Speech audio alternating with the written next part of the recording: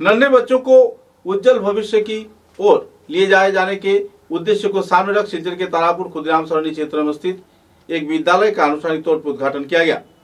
Home pre school नाम के आधार पर इस स्कूल में बच्चों को प्राथमिक तौर पर प्रकृति के साथ संतुलन रखकर अपनी जीवनादर्श गठन किए जाने के प्रयास में स्कूल खोला गया है।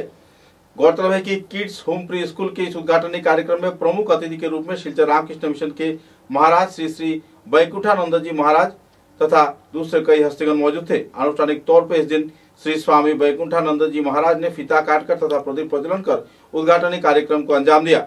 इस दिन के इस कार्यक्रम में कई जाने माने व्यक्तित्वगण मौजूद थे। विश्वविद्यालय के अंग्रेजी विभाग के अध्यापक डॉक्टर सौगत नाथ तथा डीएनएन के स्कूल के अध्यक्ष अभिजीत शाह, शिक्षक सुधांशु दे, विधु भूषण तथा कई और हस्तियों की मौजूदगी में इस दिन कार्यक्रम को अंजाम दिया गया। कुल मिलाकर एक आनंदपूर्ण माहौल में यह कार्यक्रम खत्म हुआ। विधु भूषण बर्मन तथा इस दिन अभिजीत दे ने भी अपने मतों का बखान किया और शिक्षा के विकास के क्षेत्र में बच्चों के ऐसे स्कूल खोले जाने पर आवासीय क्षेत्र के नन्हे बच्चे तथा अभिभावकों को भी काफी हद तक राहत मिलेगी। इस अहम कार्यक्रम को लेकर सभी स्तर के लोगों के बीच खुशी व उत्साह के माहौल देखने को मिल रही है।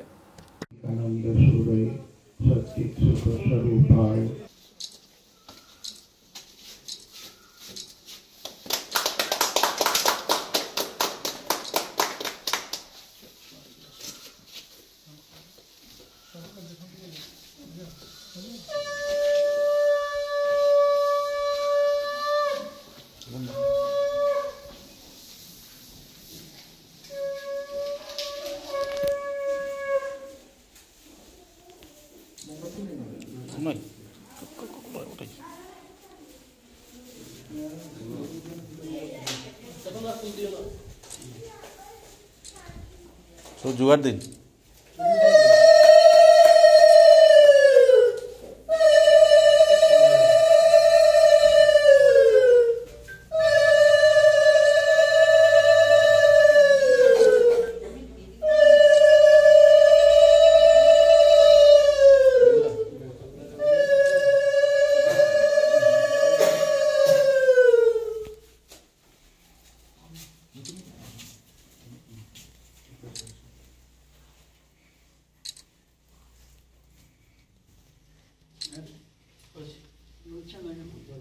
चलते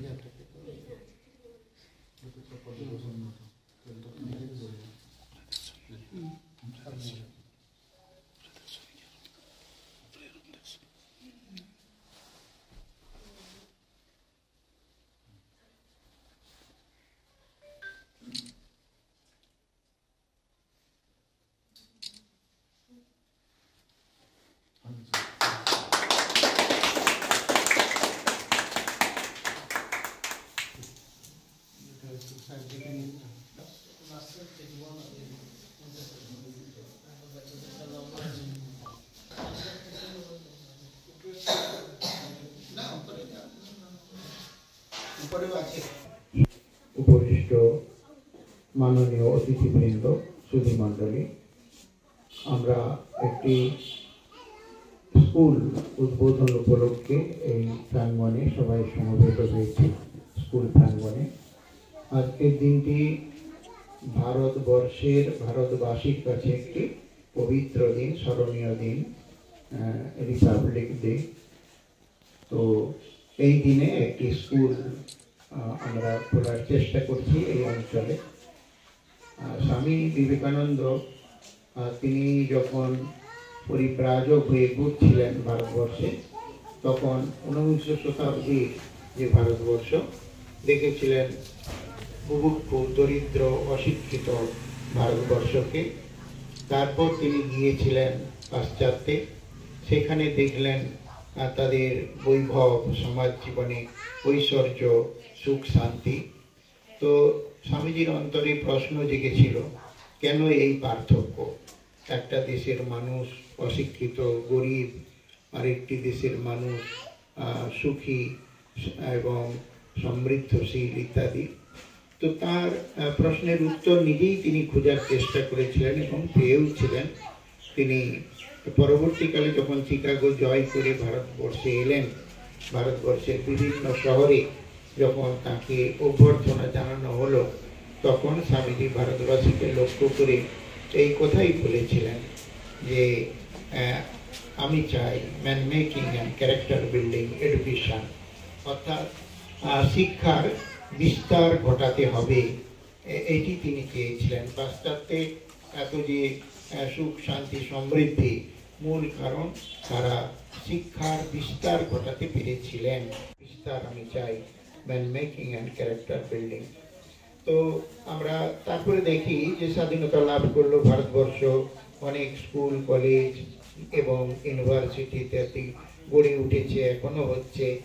কিন্তু যে দিকে আমাদের নজর রাখতে হবে সেই দিকটির একটি ঘটনার কথা বলে আমার ক্ষুদ্র বক্তব্য শেষ করব। সেটি তখন 1883 সালে এরকম একটি অঞ্চলে, আমেরিকার একটি অঞ্চলে সিভিল ওয়ার হয়েছিল। তো এর ফলে ওই দেশের স্কুল কলেজ ইত্যাদি ইউনিভার্সিটি সব 7 বছর বন্ধ ছিল। কিন্তু একটি কলেজে একটি সুন্দর দৃশ্য আমরা ওয়াচ করেছি।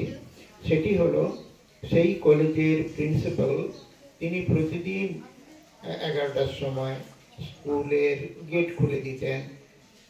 তার স্কুল বলছি, কলেজের গেটটি খুলে দিতেন, কলেজের অফিস খুলে দিতেন, অন্যান্য ক্লাসরুমগুলো খুলে দিতেন এবং ঠিক 1 ঘন্টা অন্তর অন্তর তিনি ঘন্টা বাজাতেন। তো এটা 7 বছর কন্টিনিউ করে গেছেন তিনি। কলেজ ক্যাম্পাসে একটিও ছাত্র ছিল না, অধ্যাপক অধ্যাপিকারা ছিলেন না, তা সত্ত্বেও তিনি এইটি দিনের পর দিন করে গেছেন।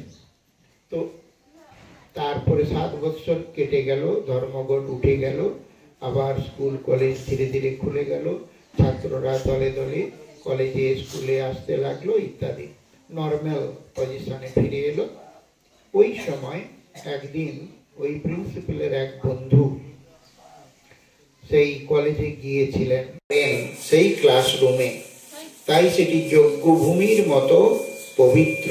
এখানে আমরা এই ক্লাসরুমে বিদ্যার এক্সচেঞ্জ হয়, সভ্যতার এক্সচেঞ্জ হয়, নব প্রজন্মকে আমরা তৈরি করি দেশের জন্য, জাতির জন্য।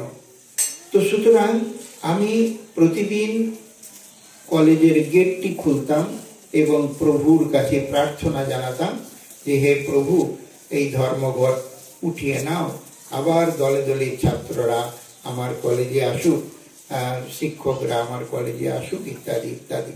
সেই জন্যই আমি আসতাম এবং প্রার্থনা করতাম এবং কলেজের গেট খুলে দিতাম।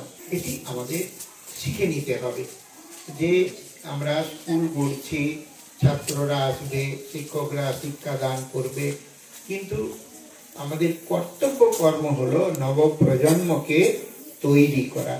এটি তার পেছনে যেন একটা আন্তরিকতা থাকে, কর্তব্যবোধ থাকে, দায়িত্ববোধ থাকে, যে আমরা নবপ্রজন্ম তৈরি করছি থাকবে। আর যে কথা বলছিলাম যে আমাদের স্বাধীনতার পর, স্বাধীনতা লাভের পর অনেক স্কুল কলেজ গড়ে উঠেছে, কিন্তু এখন আমরা স্কুল কলেজের জীবনে বা সংসারেও দেখি একটা জেনারেশন গ্যাপ, অর্থাৎ মা বাবার সাথে সন্তান সন্ততির যেন কোথায় ফাঁক থেকে যাচ্ছে, চিন্তাধারার সমন্বয় থাকছে না। সেই জন্য কি প্রয়োজন না, মূল্যবোধ শিক্ষার প্রয়োজন।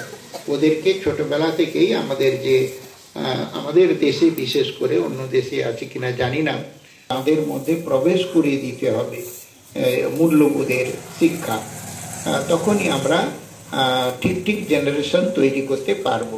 আমাদের বৈদিক সাহিত্যেও আছে, সেখানে ওইরকম আচার্যের অন্তেবাসী হয়ে, আগে তো এরকম অন্তেবাসী হয়ে তারা থাকতো, হয়তো 20 জন কি 30 জন ছাত্রকে পড়ানো হচ্ছে, তারা লেখাপড়া শেখার পর 2 বছর কি 3 বছরের কোর্স পড়ার পর বাড়ি চলে যাবে, তখন ফেয়ারওয়েল। এরকম একটি সমাবর্তন উৎসবের ছবি তৈত্রীয় উপনিষদে অঙ্কিত রয়েছে। লেখা রয়েছে।